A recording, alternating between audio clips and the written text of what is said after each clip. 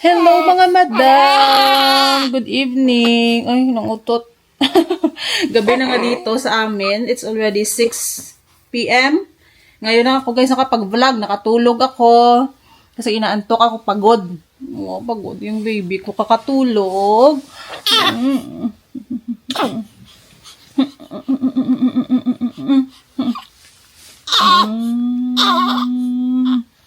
Mag-prepare ako guys ng dinner. And yung aming dinner, ay, baby is crying.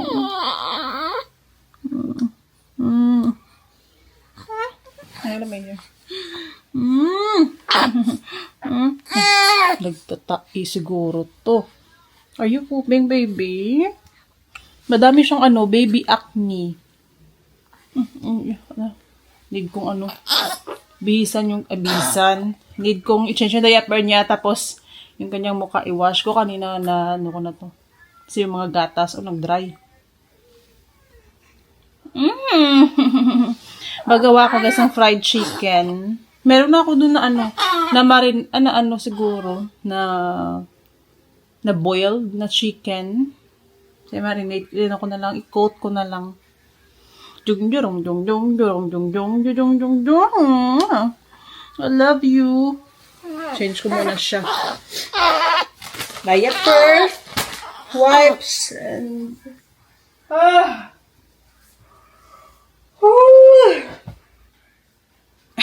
what? Yung mukha niyo. Nagtimpla muna ako guys ng kanyang formula. Kasi wala pa ako masyadong na-pump. Saan ba to? Hugasan ko muna tong mga kagamitan ko dito. Ako lang nilalagay yung mga gatas, ay mga namin, para mabilis.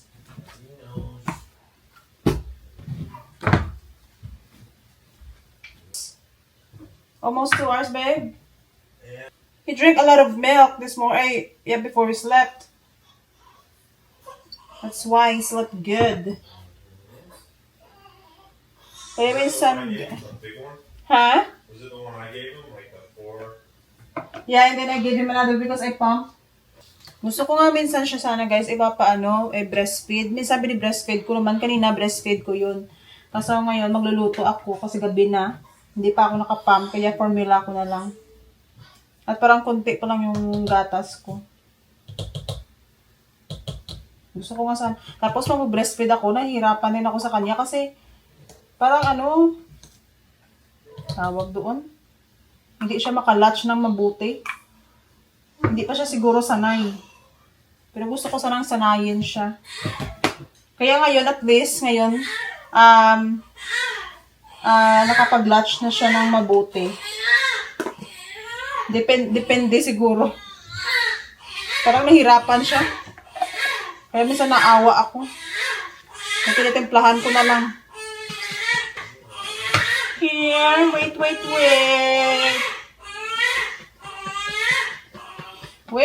Wait. Meron ako dito guys, manok na pinakuluan ko. Nung 2 days ago, nilagay ko lang siya sa fridge.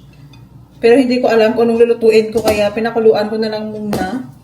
Pero gagawin ko na lang tong fried chicken. Hindi naman timplahin lang to ng mabuti. Maluluto din. Kasi yung manok na to is parang siya, cubes. Hugasan ko lang. Malinis na siya. Hugasan ko lang ulit. First time ko magluto ng fried chicken na yung manok, na pakuluan. Dapat hindi ganito, dapat hilaw. Pero kung nasayangan ako, kaya gawin ko na lang ganyan. Kasi yung ibang recipe guys, parang ayaw ko. Parang i-try ko ngayon ng fried chicken, nakita ko sa YouTube. Ay, na. Ko lang, cosmecos ko lang to. Basta marunong tayo magluto, magagawa niya natin ng paraan. Kahit kahit anong style. Basta yung lasa, fried chicken. Kunin ko muna yung mga ingredients.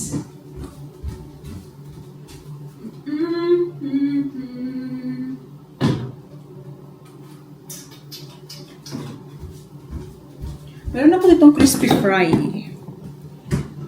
Try ko na yung crispy fry ko. garlic flavor. Ah, meron pala ako dito. So, hindi ko na ito kailangan. Ano ba? Itlog. Sige, adan ko lang ng itlog. Hindi na ito kailangan. Kasi may crispy fry na. Itlog na lang. Okay. And then, lagyan ko na ng cheese. Experiment na naman ulit, mga madam. Experiment time!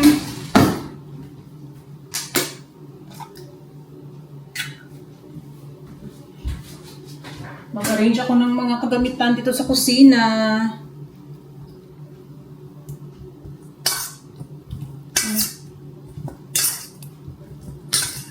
Dapat binati ko yung itlog.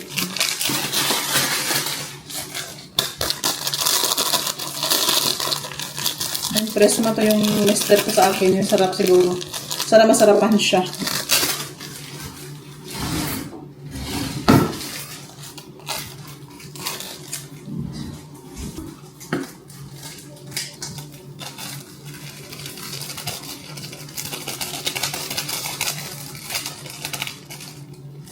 Lagyan ko siguro ng konting cornstarch. Harina na lang. Sana okay lang to.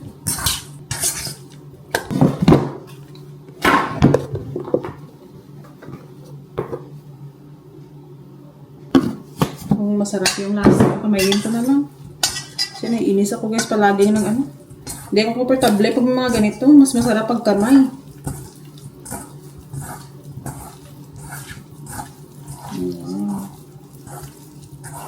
Bango. Ayan. Coated na. Painit na ko ng kalaha. Ito na lang.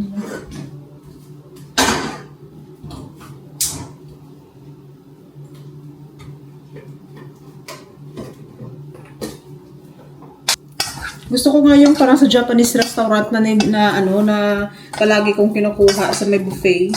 Yung matamis na parang may gatas. Parang milky flavor. Tika lang. Medium heat lang. Ito lang muna yung prito ko guys. Isa lang muna pang trial. Kung okay ba.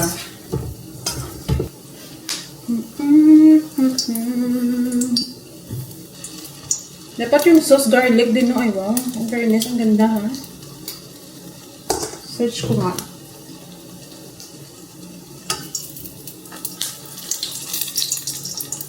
Kasi luto naman tong loob niya. Hindi na kailangan na lutuin ng mabuti talaga. Ayan. Luto na to.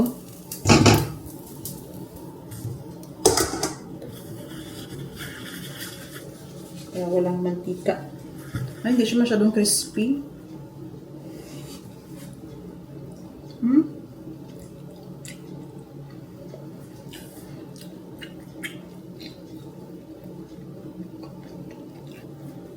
Nabangan ko yung crispy fries.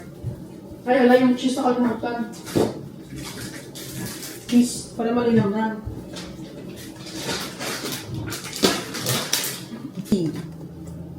Cheesy na fried chicken. Nag-iisip kami kanina na pumunta kami sa labas, kumain. Kaso lang, sabi ko sayang naman yung pera. Tapos yung orderin namin, ganito din, mga manok, burrito, dito na sa bahay. Tapos, baka umiyak si baby sa restaurant.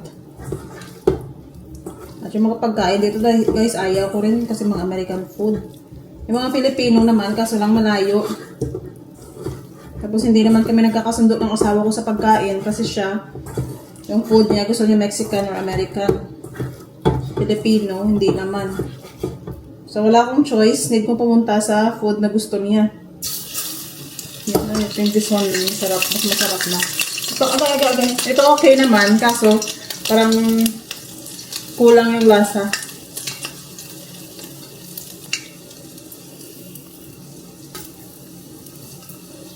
Pero the good thing is, hindi ka tataba.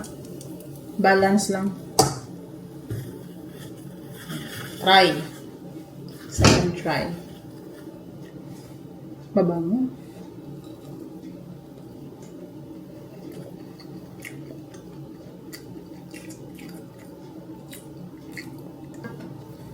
Ulagyan ko ng kunti ulit.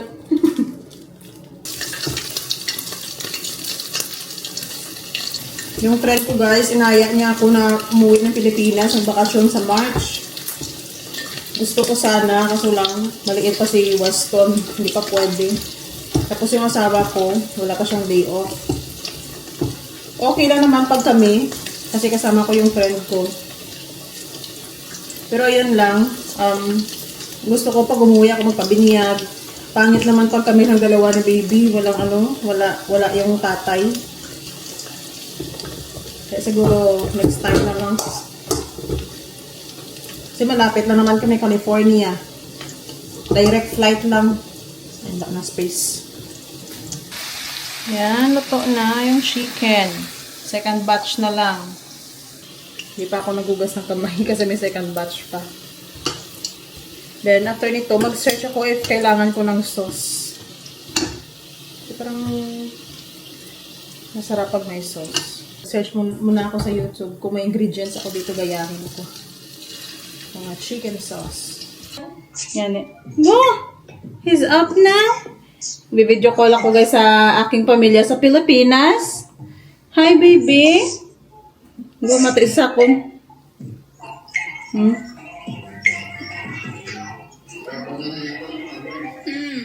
Gising na. Gising na bata.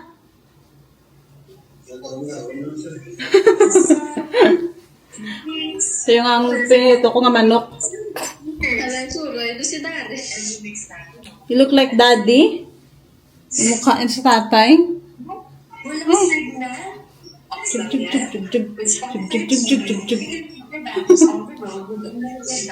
Kakain na kami mga madam ng dinner. Kain tayo mga madam. Oo, because subong sa mapuli. Sa buwas siya tawag, buwas sa maabot da. Nasarapan siya sa You like the chicken? It's garlic. It's good. I love it. Garlic chicken. I'll just eat later. Ano ng kamera naman? Oh. Ito yung luto na niya tinula. Namit yung sudaan ba? Baw sa naol. Si Clarice, gali ang kukiris sa bong.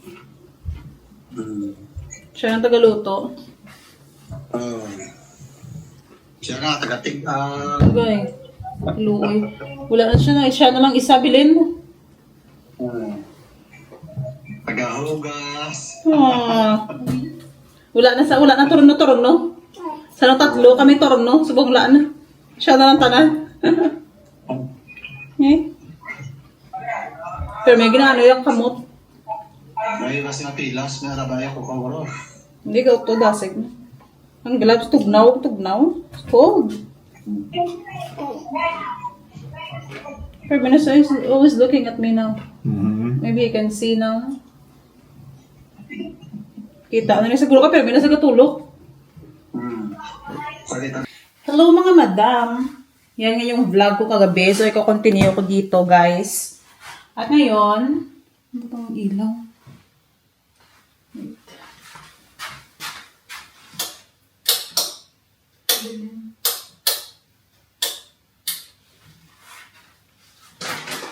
So, ngayon mga madam, ano na dito? 2:36 p.m. Saturday. At magmemerienda kami guys ng siopaw. Galing to sa in order ko. Goldilocks na siopaw. Ano ba itong ilaw namin? Parang ano?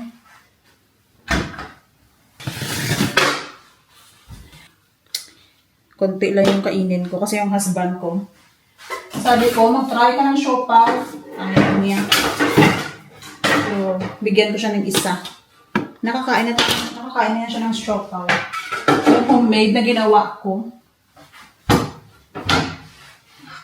Saan ba yun? Kanina yung lunch ko guys, yung isda pa rin na niluto ko last time. Nilagay ko lang sa ref.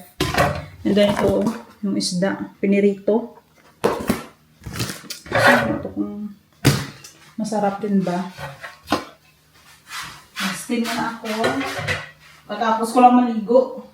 Hapon ako nakaligo. Si Weston nag-poop siya sa akin. Umai siya sa aking pants.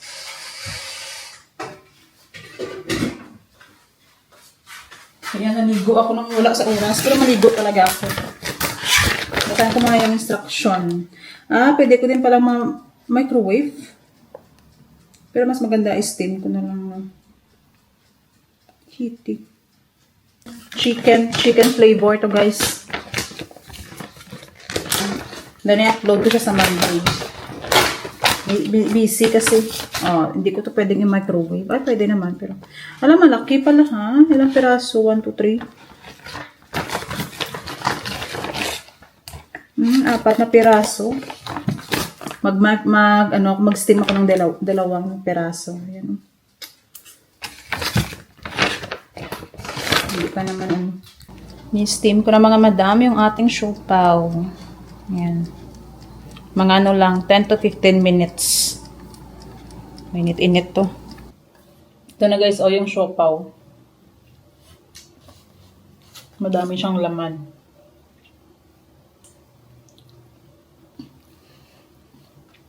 So, ito na nga mga madam. Sabi ko sa vlog ko na maswerte ako sa aking mga biyanan. Totoo talaga yan kasi hindi pa nila ako na-meet noon. Minabigay na sila sa akin. Hindi naman ako nanghingi. Gift daw nila sa akin. Siguro, mga ilang months pa lang kami nakakilala ng husband ko. So, inintroduce niya sa video call. Nang video call kami noon. Nung inintroduce nila ako, nang pumunta yung asawa ko doon, siguro after 1 month. Hindi. Mga 1 month na nakakilala kami. Mga ganyan. Inintroduce niya ako sa family niya. And then, 1 month, hindi pala. Mga 6 months na pala. Mga 6 months na. Kasi yung unang month, guys, hindi pa talaga officially na kami. Pero, parang hindi naman yan nagligaw sa akin. Umuwi lang siya ng Pilipinas at kami na. Yun lang. Yung mga biyanan ko, mostly yung mga Amerikano, hindi sila, yung mga biyanan na American, mostly hindi sila judgmental, hindi sila mapili sa pangasawa ng kanilang anak. Kasi unlike sa Pilipinas, pag may mga mga biyanan mo, minsan pinapakialaman nila or tinatarayan nila yung girlfriend or boyfriend ng kanilang anak. Mostly dito guys, wala silang paki. Meron naman siguro. Pag yung ugali hindi naman maganda. Depende rin naman, depende. Sila hindi pa nila ako na-meet. Like may mga occasion, birthday, Christmas, binibigyan nila ako ng gift, pera, pinapadalhan nila ako. At nung wedding namin, sila din yung gusto na magpakasal kami na ganyan, hindi naman bongga yung kasal namin. So, sila yung nagbayad ng gown. Kaya I'm so grateful ako na may bayanan ako na generous ba kahit sa mga friends ko or sa family. Pero ako naman nabibigay sa family ko, hindi naman sila kasi sabi ko hindi ko naman kinakwento sa kanila yung family ko. Kinakwento ko naman pero hindi ako nagkukwento ng mga problema sa kanila. Kasi ewan ko basta hindi ako nagkukwento ng mga ganyan para kaawaan. Hindi ako nag-take advantage sa kanila. At yun, and then naisipan din nila nung nandito ako at sabi ko parang nalulungkot ako minsan. Siguro nag-worry sila sa akin. Pero sabi ko okay naman.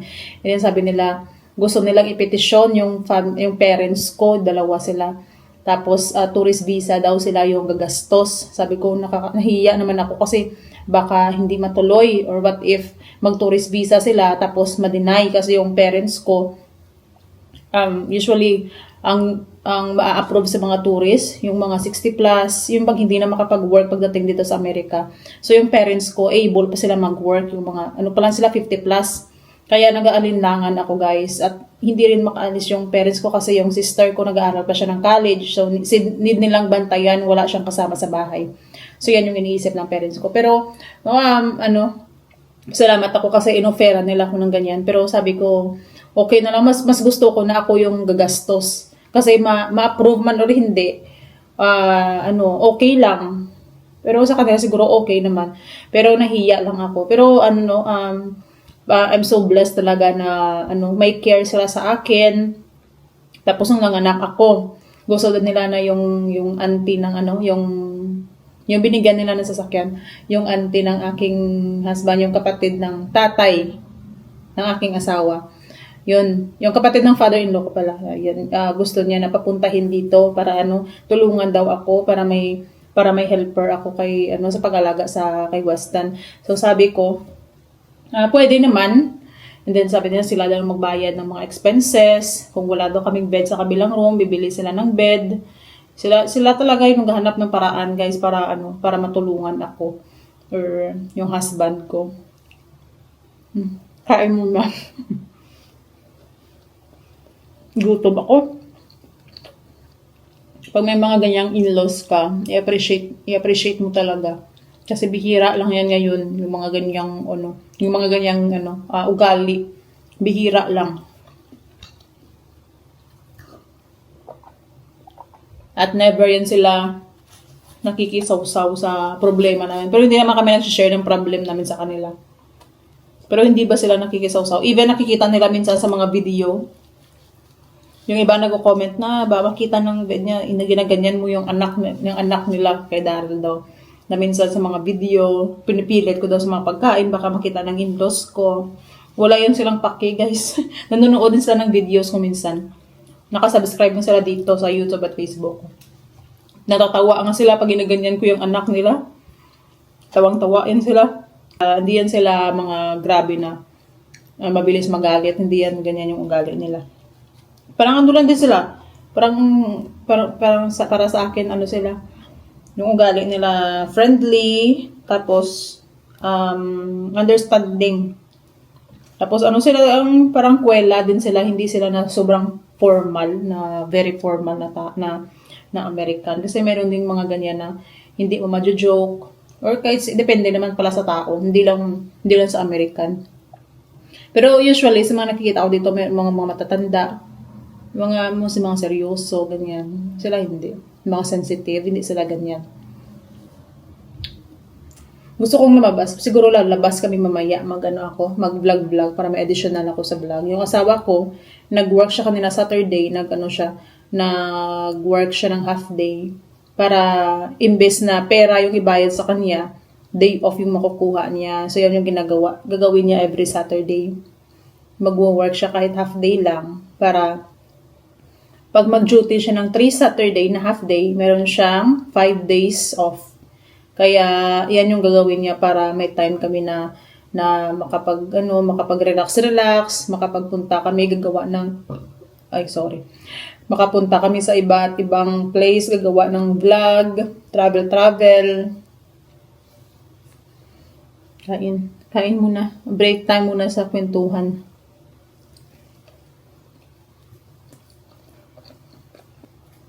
Excited na din ako mga madam na pumunta sa Arkansas. Sa Arkansas ay nakatira yung in-laws ko. Nag-move sila from California. Nag-move sila mga 6 years ago, siguro 5 years. Mga 6 years ago, nag-move sila doon. Pero dito talaga sila originally sa California, lahat sila. Nag-move lang sila this time.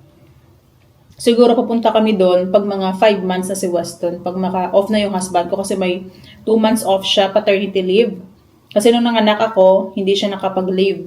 So yung gagawin niya, mag-leave na lang siya pag medyo malaki-laki na sa Weston para makapag-travel kami, pwede na siyang i-travel.